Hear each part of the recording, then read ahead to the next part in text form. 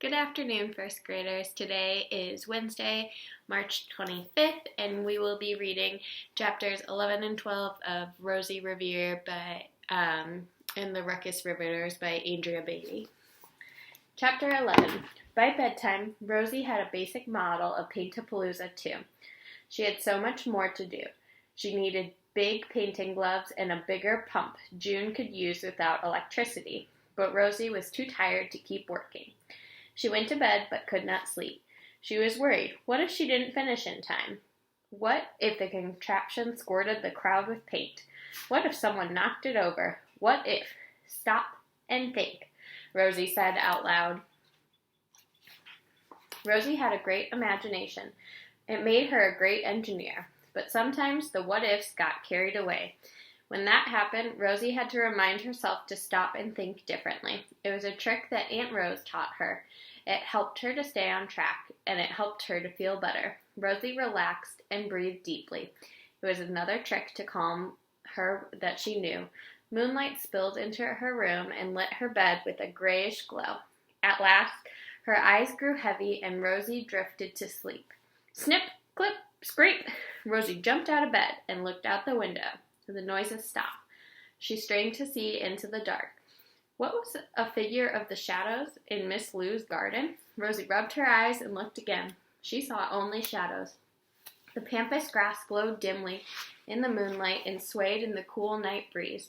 Suddenly, a chill passed over Rosie. She climbed back into bed and pulled her covers up to her chin. That's what she saw in the garden. Do you think Miss Lou is working at night in her garden? Rosie shook away the image of the shadowy figure and thought about buckets of pump and painting. Slowly her eyelids grew heavier and heavier. Then at last, Rosie Revere slept. Chapter 12. Rosie woke up early and hopped out of bed. The Blue River Creek Festival was just one day away, and she needed a working pump. Rosie went outside. Iggy and Ada were already in the yard, filling small jars of paint and water. They were doing an experiment to find the perfect mixture. If it's too thick, it won't flow through the tube, said Ada. If it's too thin, it'll drip right off the canvas. Rosie went to the patio to get a small table for Paint-A-Palooza. A big blue bucket sat on the table. It was filled with plastic tubing and waterproof tape. Thanks for all this stuff, Rosie yelled to her friends, but she was too busy to notice. As Rosie worked on the pump, Ada and Iggy experimented, and Gizmo chirped from the tree. Rosie attached a thin metal curtain rod from the thrift shop to a giant pair of garden gloves. Then she added paintbrushes. They were long enough to reach the edges of the canvas. Next, she used strings and springs and other things to make a paint switcher, so June could change the colors while she worked. Ada and Iggy made progress. After 2 hours, the team had made the perfect paint formula and working set of brush gloves. They had everything except a pump. Rosie was still worried. If she couldn't come up with a pump, the Paint-A-Palooza would flop. But much worse, June's surprise would be ruined. The Art A-Go-Go would be a no-go. Rosie and her friends could not let that happen. They worked and worked. They tried this and that and the other thing. As the hours ticked away, so did Rosie's patience.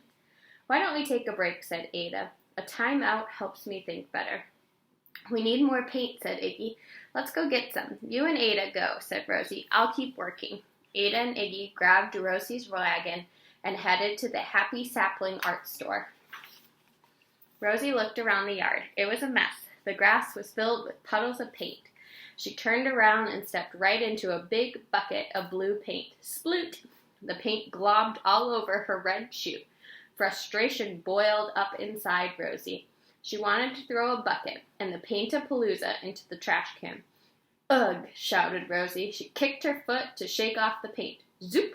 Her shoe flew right off. It soared in the air and smacked into the tree right next to Gizmo.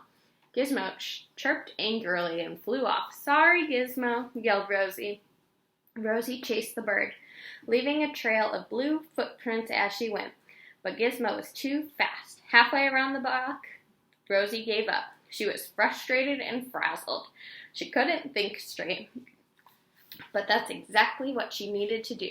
Stop and think, Rosie said. Rosie plopped down beneath a tree. She took a deep breath and tried to calm down. It helped a little. Ada was right, thought Rosie. I need a break. Rosie got up and walked down the sidewalk. As she walked, her anger faded, like the blue footprints in the concrete. With each step, the footprints were lighter, and so was her mood. She hoped Gizmo would be waiting for her at home. And that's right where Rosie found her. But she was not alone. Who do you think Gizmo is with at home? Make a prediction and write it in the comments below. And we'll find out tomorrow when we read chapters 13 and 14 who was waiting with Gizmo at home. Bye, first grade.